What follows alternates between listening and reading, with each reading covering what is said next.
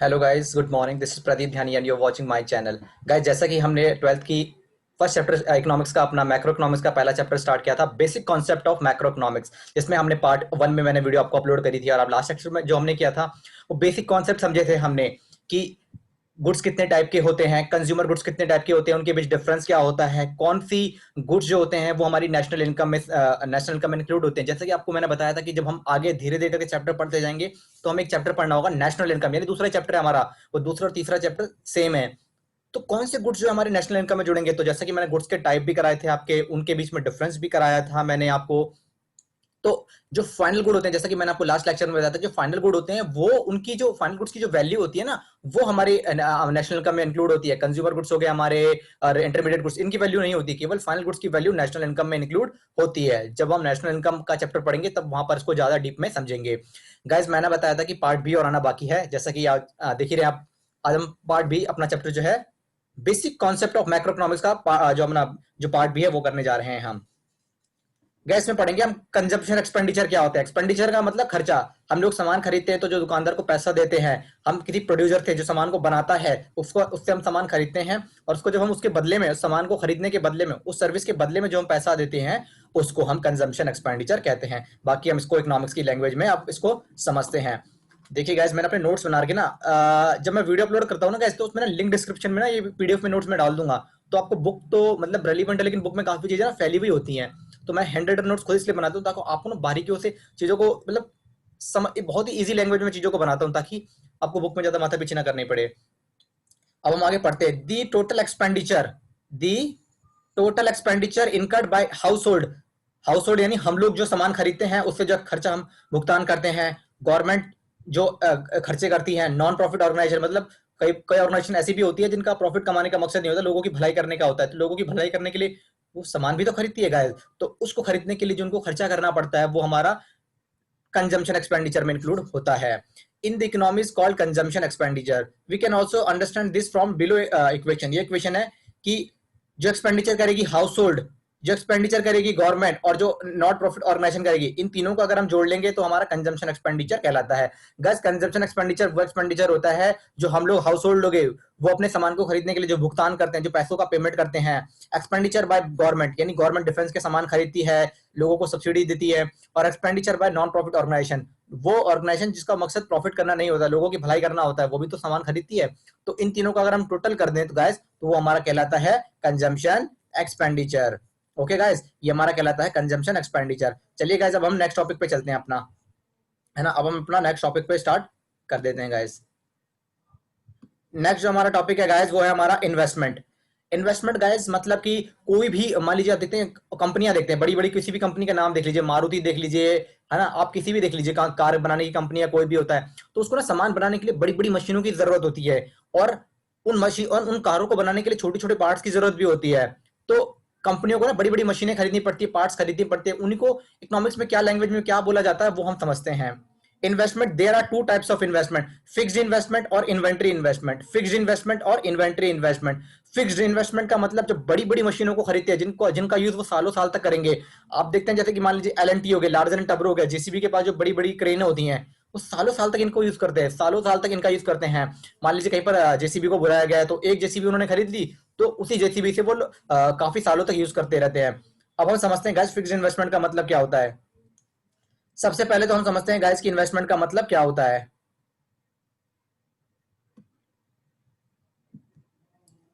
देखिए गाइस, अब हम समझते हैं इन्वेस्टमेंट का मतलब क्या होता है। Investment is a process of capital formation, मतलब कि कैपिटल फॉर्मेशन और a process that increases the stock of capital. For example ABC limited, मान लीजिए मैंने एक एग्जांपल ले रखा है कि एबीसी लिमिटेड मान लीजिए कोई कंपनी है, ठीक है। इन्वेस्टमेंट दो तरह की होती है गाइस। फिक्स्ड इन्वेस्टमेंट जब हम बड़ी बड़ी मशीनों में पैसा लगाते हैं, उनको खरीदने के लिए पैसा लगाते हैं, तो उसको फिक्स्ड इन्वेस्टमेंट कहते हैं। और छोटी छोटी जो रॉ मटेरियल्स होते हैं बनाने के लिए, रॉ मटेरियल बनाने के लिए यानी सामान को बनाने के लिए जो रॉ मटेरियल की जरूरत होती है, उनको हम कहते हैं इन्वेंटरी इन्वेस्टमेंट। तो पहले गाइस हम समझ रहे हैं फिक्स्ड इन्वेस्टमेंट क्या होती है। जब बड़ी बड़ी मशीनों को खरीदने के लिए हम पैसा लगाते हैं, मान लीजिए एबीसी लिमिटेड के पास है मशीन की वैल्यू 30 लाख, यानी उसके पास 30 लाख की मशीन पड़ी हुई थी साल की शुरुआत में, 1 जनवरी 2019 में। 1 जनवरी 2019 में एबीसी लिमिटेड के पास मशीन की कितनी वैल्यू है, 30 लाख। और जब वो बुक्स बनाता है, अपने अकाउंट्स बनाता है, यानी 31 दिसंबर 2012 को, उसके पास मशीन की वैल्यू है 50 लाख। स्टार्टिंग में कितनी थी गाइस, 30 लाख थी स्टार्टिंग में और आज कितनी उसकी वैल्यू 50 लाख, तो कितने से बढ़ गई? 20 लाख से ना। तो इसको कहते हैं कि इसने साल के दौरान इतने की फिक्स इन्वेस्टमेंट खरीदी है गाइस। ठीक है गाइस, शुरुआत में एबीसी लिमिटेड के पास कितनी थी?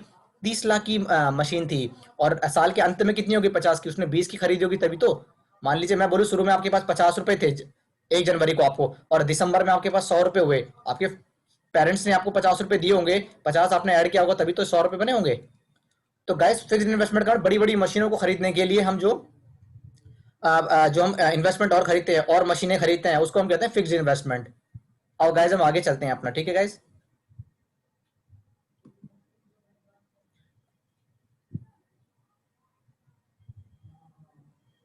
गाइस हम अगला टॉपिक अपना करते हैं स्टार्ट। गाइस इन्वेंट्री इन्वेस्टमेंट क्या होता है गाइस? मैंने बताया था, मान लीजिए रॉ मटेरियल एबीसी लिमिटेड के पास 1 जनवरी 2019 को मान लीजिए 5 लाख का रॉ मटेरियल था और साल के अंत में उसके पास रॉ मटेरियल बचा 12 लाख। तो उसने इस दौरान कितने का? 7 लाख का और क्या कर लिया? रॉ मटेरियल खरीद लिया। गाइस आपको पता है कि कुछ भी सामान बनाने के लिए, मान लीजिए मारुति सामान बनाती है तो उसको पार्ट चाहिए होते हैं ना, उसको पार्ट चाहिए होते हैं। ऐसी मान लीजिए आप कोई भी एग्जांपल ले लीजिए, मान लीजिए अगर मैं बोलूं कि छोटा सा एग्जांपल, समोसे की दुकान ले लीजिए हमारे, तो रॉ मटेरियल में क्या? उसको मैदा चाहिए होता है, उसको आलू चाहिए होते हैं, मसाले चाहिए होते हैं।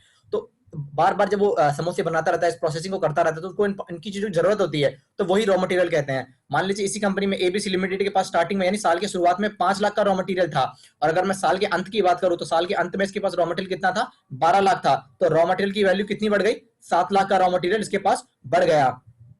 तो इस 7 लाख को हम क्या कहते हैं? इन्वेंट्री इन्वेस्टमेंट कहते हैं इसको, 7 लाख को। ओके गाइस, गाइस सिंपल सा है।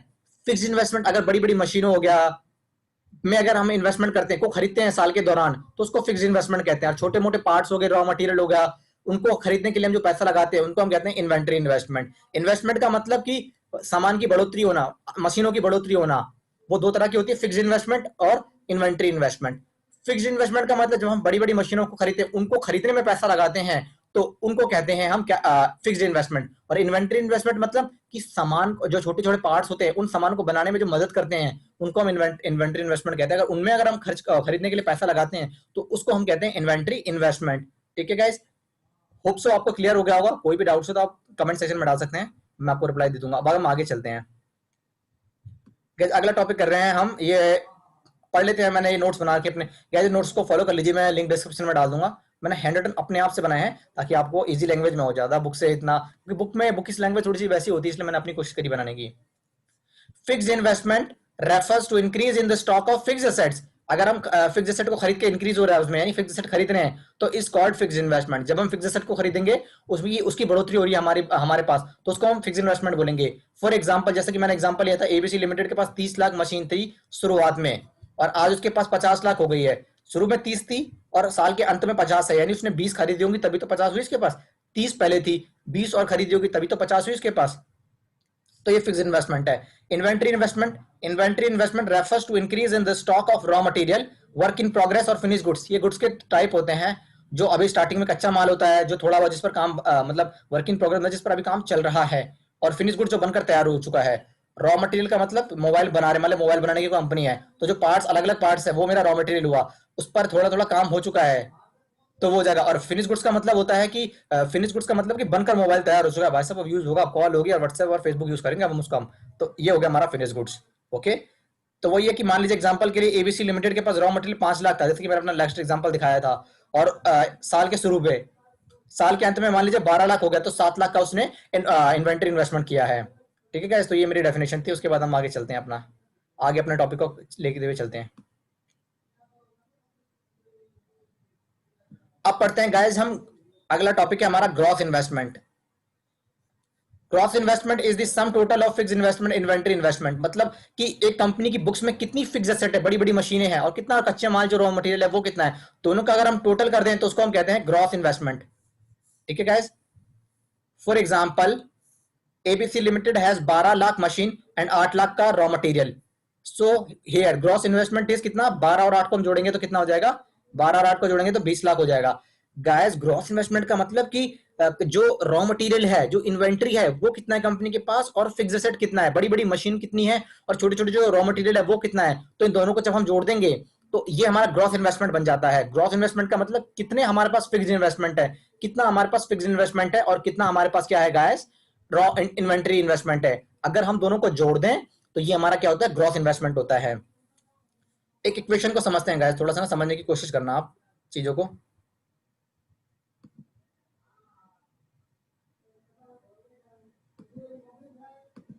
अब मैं थोड़ा सा समझाने की कोशिश करता हूँ, उसको चीजों को समझने की कोशिश करना। चलिए गाइस यहीं समझा देता हूँ। मान लीजिए मैं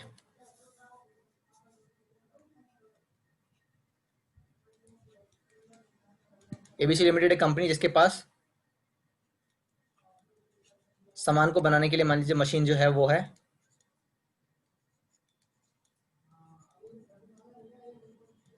20 लाख, ठीक है गैस। और रॉ मटेरियल जो इन्वेंट्री जिसको हम कहते हैं रॉ मटेरियल, मान लीजिए उसके पास है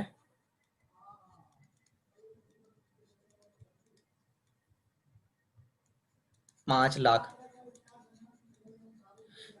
गैस ये मेरी होती है फिक्स्ड इन्वेस्टमेंट और ये मेरी होती है इन्वेंट्री इन्वेस्टमेंट। अगर मुझसे कोई पूछे ग्रॉस इन्वेस्टमेंट कितनी है, यानी कि टोटल सामान कितना है कंपनी के पास, भाई ये बताओ कि फिक्स कितना है और इन्वेंट्री कितना है, दोनों को जोड़ देते हैं हम, ग्रॉस इन्वेस्टमेंट हो जाएगा।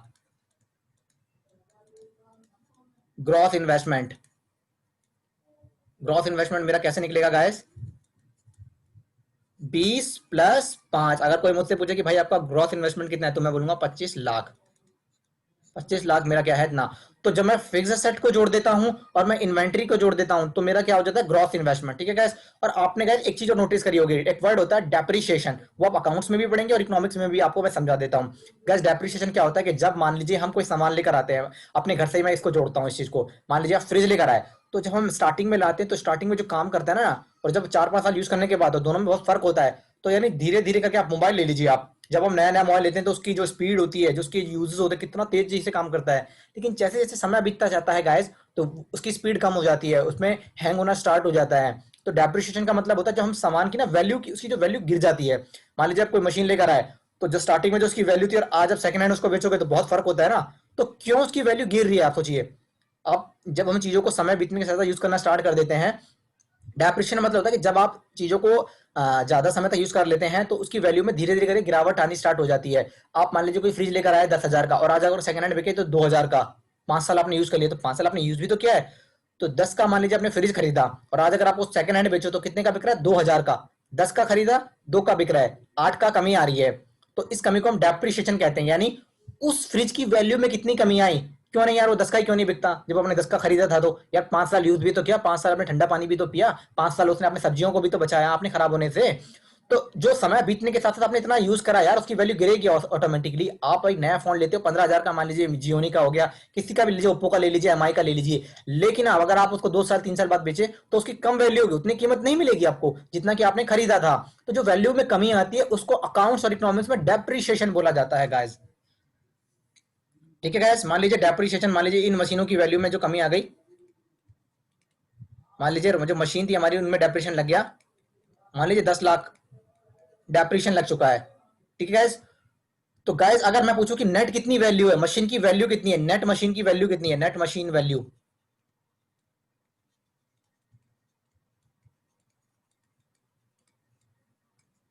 गैस नेट मशीन की वैल्यू होगी 20 लाख में से अगर मैं ये डेप्रिसिएशन माइनस कर दूं, ये डेप्रिसिएशन माइनस कर दूं 10 लाख, तो ये 10 लाख की जो मेरी वैल्यू होगी इसको मैं क्या कहूंगा, नेट इन मशीन वैल्यू, या इसको मैं नेट इन्वेस्टमेंट कहता हूं। ग्रॉस इन्वेस्टमेंट का मतलब होता है गैस कि कितनी वैल्यू है टोटल, ये 20 लाख की मशीन, 5 लाख का हमारा इन्वेंट्री, तो दोनों को जोड़ देंगे हम तो हमारा 25 लाख का क्या हो गया, ग्रॉस इन्वेस्टमेंट हो गया। अगर हम इसमें से डेप्रिसिएशन माइनस कर दें तो वो हमारा हो जाता है नेट इन्वेस्टमेंट। आगे समझते हैं हम गाइस, मैंने भी इसको समझाया एग्जांपल से। ग्रॉस इन्वेस्टमेंट होता है गाइस, जैसा कि मैंने बताया था फिक्स इन्वेस्टमेंट और इन्वेंटरी इन्वेस्टमेंट को, जैसे मैंने अपने एग्जांपल में ऐड किया था ना ये वाला। ग्रॉस इन्वेस्ट फिक्स इन्वेस्टमेंट हो गया मेरा ये 20 लाख और ये मेरा 5 लाख हो गया। फिक्स इन्वेस्टमेंट इन्वेंट्री को जोड़ते हैं तो हमारा ग्रॉस इन्वेस्टमेंट हो जाता है। और एक और क्वेश्चन बनती है, अगर मैं नेट इन्वेस्टमेंट में डेप्रिसिएशन को जोड़ दूं तो भी मेरा ग्रॉस इन्वेस्टमेंट बन जाता है। आगे चलते हैं गाइस हम।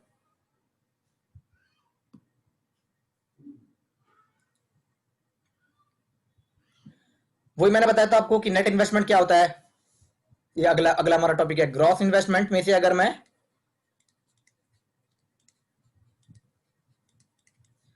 लेस कर देता हूं डेप्रिसिएशन, तो जो मेरा निकल कर आता है मेरा, वो आता है मेरा नेट इन्वेस्टमेंट। नेट इन्वेस्टमेंट वही मैंने लिखा है यहाँ पर, फॉर्मूला देखेंगे आप। नेट इन्वेस्टमेंट जो होता है वो होता है आपका ग्रॉस इन्वेस्टमेट में से अगर डेप्रिसिएशन माइनस कर दें। Net investment is the sum total of fixed investment and inventory investment. आप जब फिक्स्ड इन्वेस्टमेंट और इन्वेंटरी इन्वेस्टमेंट को ऐड करेंगे तो ग्रॉस इन्वेस्टमेंट बनेगा, और उसमें से माइनस कर देंगे डेप्रिसिएशन, तो हमारा क्या निकल कर आ जाएगा गाइस, नेट इन्वेस्टमेंट। ठीक है गाइस, आप समझते हैं हम डेप्रिसिएशन को क्या कहते हैं।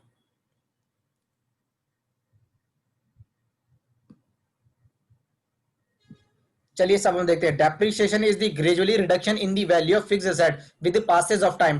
पासेज ऑफ टाइम का मतलब समय बीतने के साथ साथ, समय बीतने के साथ साथ।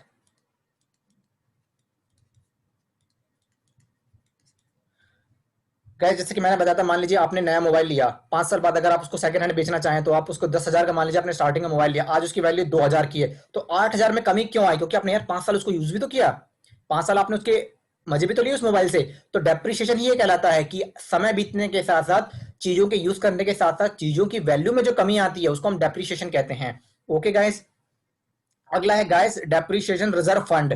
तो गाइस ये बोला जाता है कि कंपनियों में ना, मान लीजिए कि कंपनियों में बोला जाता है कि मान लीजिए आपने कोई मशीन खरीदी और आपको पता है कि ये मशीन 10 साल तक चलेगी, तो हम क्या करते हैं कि हर साल, मान लीजिए कि कोई मशीन को खरीदने में 1 लाख रुपए आएगा, तो आपको पता है कि 10 साल बाद आपको 1 लाख रुपए की जरूरत है, तो आप क्या करेंगे, हर महीने 10-10 हजार रुपए करके बचा लेंगे आप। और 10-10 हजार रुपए करके आप हर साल बचाएंगे, तो वो 10 साल बाद कितने हो जाएंगे, 1 लाख हो गए ना। तो डेप्रिसिएशन रिजर्व फंड का मतलब, रिजर्व फंड का मतलब होता है आप ना गुल्लक बनाना, मतलब आप पैसे को मान लीजिए आपको 10 साल बाद किसी पैसे की जरूरत हुई, किसी मशीन को खरीदने के लिए जरूरत हुई, तो उस मशीन को खरीदने के लिए आप थोड़ा थोड़ा करके हर साल कुछ पैसा बचाते हैं, उसको हम कहते हैं डेप्रिसिएशन रिजर्व फंड। यानी फिक्स एसेट को खरीदने के लिए, refers to that fund which require for replacing the fix asset. यानी कोई मशीन खराब हो गई, आपको फिर अब नई मशीन लानी है, क्योंकि आपको प्रोडक्शन तो करना है ना, काम तो सब आपको करना है ना, तो आपको क्या होगा कि जरूरत होगी किसकी, नई मशीन की। तो यही हमारा होता है डेप्रिसिएशन रिजर्व फंड। यानी हम हर साल थोड़ा थोड़ा पैसा बचा कर रख लेते हैं, ताकि जब हमारी पुरानी मशीन खराब हो जाए तो हम अचानक हमें बड़ा अमाउंट की जरूरत पड़ेगी, तो हम थोड़ा थोड़ा पैसा बचा के रखते हैं, ताकि हमें उस समय पैसों का क्रंच ना हो, यानी समस्या ना हो।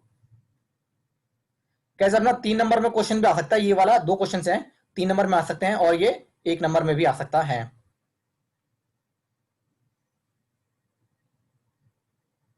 ये 2 क्वेश्चन है गाइस, थोड़े से इंपॉर्टेंट है।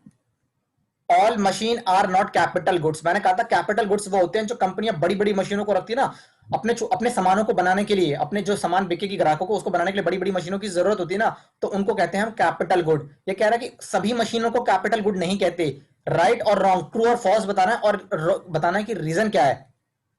ठीक है, 1 नंबर में आएगा तो आप यस और फॉल्स बता देंगे, अगर यस और नो बता देंगे, या ट्रू और फॉल्स। लेकिन अगर 3 नंबर में आएगा तो आपको एक्सप्लेन करना पड़ेगा, तो आप कहेंगे सही बात है, yes, all machine are not capital good, यानी सभी मशीनें कैपिटल गुड्स नहीं होती हैं। क्योंकि मान लीजिए मैं कंज्यूमर हूं, हम अगर अपने घर के लिए कोई सामान खरीद रहे हैं, हम अपने घर के लिए कोई सामान अगर खरीद रहे हैं, तो वो हम सामान क्या कुछ बनाने के लिए खरीद रहे हैं, नहीं, अपने यूज के लिए खरीद रहे हैं, तो वो कैपिटल गुड्स नहीं हुआ। यानी सभी मशीनें कैपिटल गुड्स नहीं होती हैं। मैं अगर कोई ग्राहक सामान खरीद रहा है, मैंने मान लीजिए कोई फ्रिज की कंपनी है, तो उसके लिए फिक्स्ड एसेट हो गया, वो बेचने के लिए सामानों को रखती है। लेकिन अगर मैं बताऊं तो मैं अपने यूज के लिए फ्रिज को अगर मैं खरीद रहा हूं, तो मैं अपने यूज के लिए खरीद रहा हूं, यानी सभी मशीन कैपिटल गुड्स नहीं होती। यस, और रीजन दे देंगे हम, all machine are not capital good. For example, car purchase by consumer, यानी अगर मैं कोई कार परचेज करता हूं अपने यूज के लिए, तो मैं किसी को बेचने के लिए नहीं खरीद रहा, अपने यूज के लिए खरीद रहा हूं। भले ही वो बड़ी मशीन है, कार एक बड़ी मशीन है, लेकिन वो अगर कंज्यूमर यानी ग्राहक खरीद रहा है, तो वो मेरा कैपिटल गुड्स नहीं होगा। लेकिन अगर वहीं पर कार मैन्युफैक्चरिंग कंपनी है, मारुति हो गई, हुंडई हो गई, तो ये कंपनियां क्या होती है, इनके लिए मशीन ग्राहकों को बेचने के लिए करती हैं ये लोग, तो इनको हम कैपिटल गुड कहेंगे, यानी सभी मशीन कैपिटल गुड्स नहीं होती हैं।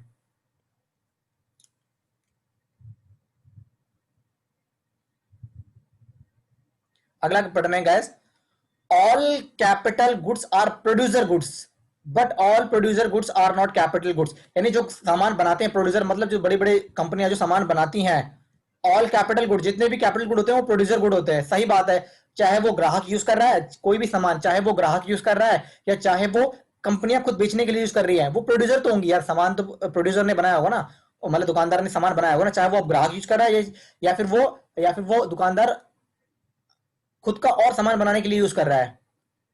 But all producer goods are not capital goods. तो ट्रू है ये कि जितने भी सामान बनेंगे, जितने भी कैपिटल गुड्स होंगे, वो प्रोड्यूसर तो होंगे, वो प्रोड्यूसर ने बनाए तो है, लेकिन वो सभी कैपिटल होंगे या नहीं होंगे, ये सही बात है, ट्रू है ये। ओके, तो गाइस पहला चैप्टर जो हमारा था basic concept of macro economics, ये लास्ट कॉन्सेप्ट थे, सारे कॉन्सेप्ट मैंने इनका जो निचोड़ है सारा जो है मैंने यहाँ पर पहला चैप्टर जो है कर लिया। मैं आपको इस वीडियो की लिंक डिस्क्रिप्शन में ना ये सारे नोट्स डाल दूंगा, हैंड रिटन नोट्स, आप इनको पढ़ लीजिए, सफिशिएंट है। आप इनको पढ़ लेंगे ना, ये सफिशिएंट है, बुक से पढ़ने की जरूरत नहीं है। अगर आप पढ़ना चाहें तो बुक से कोई दिक्कत नहीं है, रेफर कर लीजिए, लेकिन अगर आपको चाहिए कि आपको क्रक्स चाहिए पेपर में, अगर आप ये नोट्स ये रख देंगे आपको कोई इशू नहीं होगा, ठीक है गाइस। तो एक बार ना हम रिविजन कर रहे हैं इसकी एक बार और, कि हमने आज पढ़ा क्या।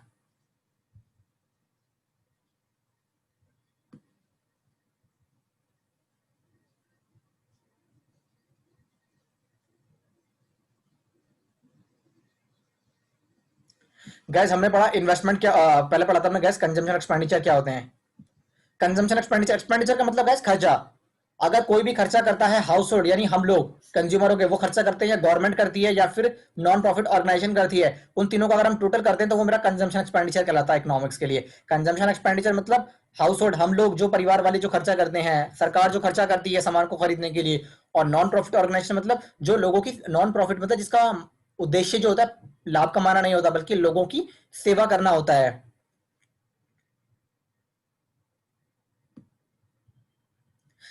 इन्वेस्टमेंट, इन्वेस्टमेंट का मतलब हम दो तरह की इन्वेस्टमेंट है, फिक्स्ड इन्वेस्टमेंट और इन्वेंटरी इन्वेस्टमेंट। जब हम बड़ी बड़ी मशीनों को खरीदते हैं, जब हम बड़ी बड़ी मशीनों को खरीदते हैं उस पर हम पैसा खर्च करते हैं तो उसको कहते हैं हम अपना फिक्स्ड इन्वेस्टमेंट। और जब छोटे छोटे रॉ मटेरियल को के लिए हम पैसा खर्च करते हैं तो उसको हम कहते हैं इन्वेंटरी इन्वेस्टमेंट। इन्वेस्टमेंट दो तरह की होती है, फिक्स्ड इन्वेस्टमेंट और इन्वेंटरी इन्वेस्टमेंट। उसके बाद अगला टॉपिक है ग्रॉस इन्वेस्टमेंट। अगर हम फिक्स्ड इन्वेस्टमेंट और इन्वेंटरी इन्वेस्टमेंट को जोड़ देंगे तो उसको हम कहते हैं ग्रॉस इन्वेस्टमेंट। और उसके बाद है नेट इन्वेस्टमेंट। ग्रॉस इन्वेस्टमेंट यानी फिक्स्ड और इन्वेंटरी इन्वेस्टमेंट को अगर हम जब जोड़ते हैं उसमें से हम डेप्रिसिएशन को माइनस करते हैं तो वो हमारा बनता है नेट इन्वेस्टमेंट। वो क्या हमारा बनता है, नेट इन्वेस्टमेंट बनता है हमारा।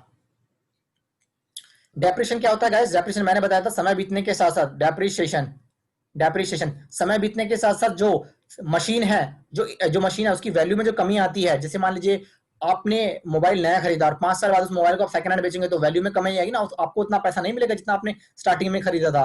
तो डेप्रिसिएशन का मतलब होता है समय बीतने के साथ साथ, चीजों को यूज करने के साथ साथ जो उस संपत्ति, उस फिक्स्ड एसेट की वैल्यू में कमी आती है उसको हम कहते हैं डेप्रिसिएशन। उसके बाद है गाइस डेप्रिसिएशन रिजर्व फंड। हमें पता है गाइस कि एक समय बाद जो बड़ी बड़ी मशीनें हम यूज करते हैं उसको खरीदने के लिए बहुत ज्यादा पैसा चाहिए होता है। तो और हमें पता है कि 10 साल बाद ये संपत्ति बिल्कुल इसका यूज कर ही नहीं सकते, हम सामान को बना ही नहीं सकते इससे। तो हम क्या कहते हैं कि हर साल अपने अकाउंट में एक अकाउंट मेंटेन करते हैं जिसका नाम, एक फंड मेंटेन करते हैं जिसमें हम हर साल थोड़ा थोड़ा वैल्यू डालते जाते हैं, ताकि 10 साल बाद जब हमारी वो पुरानी वाली मशीन खराब हो जाए और हमें नई मशीन की जरूरत पड़े, हमें नई मशीन खरीदनी है, तो उस समय हमारे पास पर्याप्त पैसा होना चाहिए। इसलिए हम ये डेप्रिसिएशन रिजर्व फंड करते हैं। एक फिक्स्ड एसेट को खरीदने के लिए जो हम पैसा अलग से फंड बनाकर रखते हैं उसको हम कहते हैं डेप्रिसिएशन रिजर्व फंड।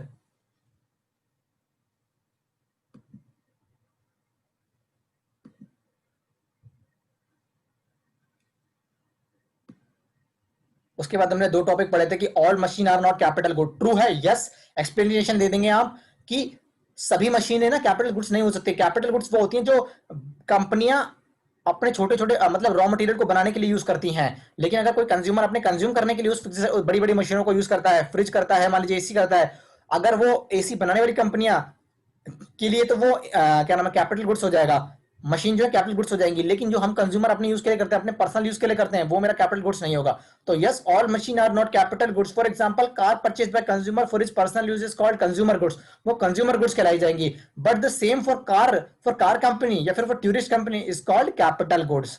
अगला टॉपिक है all capital goods are producer goods. जितने भी सामान प्रोड्यूसर बनाएगा वो क्या नाम है उसका, वो कैपिटल गुड्स नहीं हो सकते, क्योंकि प्रोड्यूसर जो है वो ग्राहक के लिए भी बना सकता है या बड़ी बड़ी कंपनियों के लिए भी बना सकता है। अगर वो ग्राहक के लिए बनाता है तो वो कहलाता है हमारा कंज्यूमर गुड्स। अगर वो बनाता है बड़ी बड़ी कंपनियों के लिए या खुद के यूज के लिए बनाता है तो वो मेरा कहलाता है कैपिटल गुड्स। तो गैस ये भी रिवीजन भी कर लिया हमने आज के टॉपिक में। गैस एक बार छोटा सा हम क्विक रिवीजन कर लेते हैं कि हमने स्टार्टिंग से क्या पढ़ा था, ठीक है गैस। तो एक बार क्विक रिवीजन कर ले रहे हैं हम, आपकी एक बार समरी भी हो जाएगी और बाकी वीडियो को देख लीजिएगा पॉज करके। गैस लगे रहना, आपको कोई भी डाउट होता है, कोई भी कुछ होता है, मैं चैप्टर वाइज आपकी 12th की इकोनॉमिक्स बनाऊंगा, नोट्स देखिए मैं खुद बना रहा हूँ आपकी मतलब फायदे के लिए। बुक से अगर आप पढ़ेंगे तो दिक्कत होगी कि ये कहाँ मिलेगा, ये कहाँ मिलेगा। मैं आपको एक ही प्रेफर देता हूँ, एक ही जगह आपको नोट्स मिल जाते हैं।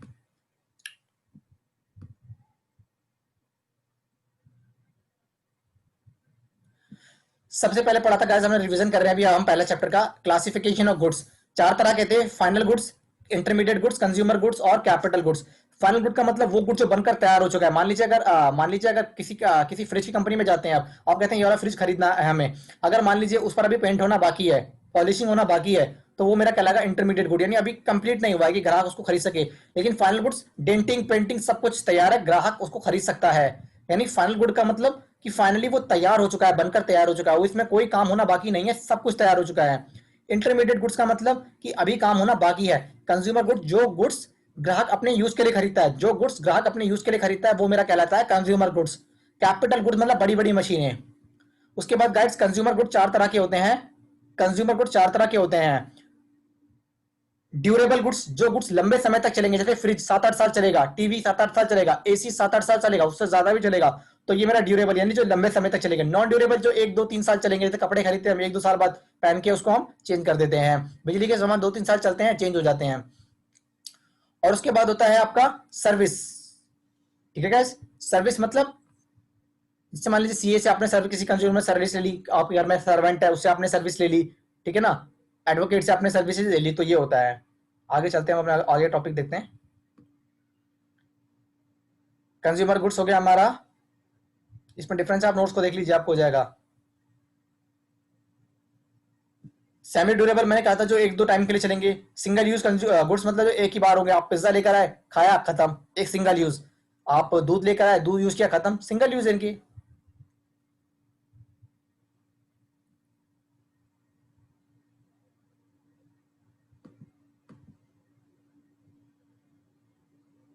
चलिए गाइस आगे देखते हैं हम।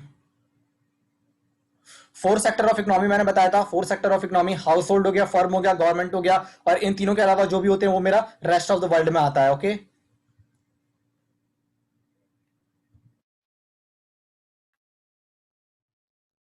फैक्टर ऑफ प्रोडक्शन, किसी भी काम को बनाने के लिए मान ली कोई फैक्ट्री है, प्रोडक्शन कराती है, सामान बनाती है, तो उसको जमीन की जरूरत होती है, लैंड की जरूरत होती है, कारीगर की जरूरत होती है, कैपिटल यानी पैसे की जरूरत होती है, उसको लोन वोन लेता है, वो एंटरप्रेन्योर मतलब मालिक होना चाहिए जो इन सब चीजों पर कंट्रोल कर सके।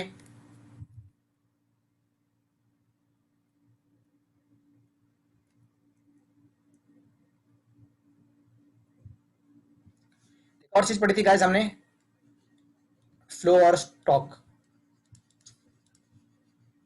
स्टॉक का मतलब मैंने बताया था आपको जो चीजों में परिवर्तन नहीं होता, और फ्लो का मतलब कि टाइम टू टाइम परिवर्तन हो रहा है, पॉजिटिव नेगेटिव यानी कम भी हो रहा है ज्यादा भी हो रहा है, वो मेरा फ्लो कहलाता है। और स्टॉक मतलब जिसमें चेंजेस नहीं हो रहे। मान लीजिए आपका एक कोई बैंक अकाउंट है जिसमें आपको 5,000 रुपए है और 5 साल हो गए आपने कोई ना तो पैसे निकाले हैं ना आपने जमा कराए, तो परिवर्तन नहीं है ना उसमें, चेंजेस नहीं हो रहा उसमें, जो 5,000 का बैलेंस पहले भी था और आज भी वही है, तो उसको स्टॉक कहते हैं। और फ्लो का मतलब चेंजेस हो रहे हैं, आप हर महीने पैसा जमा करा रहे हैं, हर महीने निकाल रहे हैं, पैसा जमा करा रहे हैं निकाल रहे हैं, यानी फ्लो यानी परिवर्तन हो रहा है, चेंज हो रहा है, फ्लो हो रहा है। और स्टॉक का मतलब कोई चेंज नहीं हो रहा। ठीक है गाइस,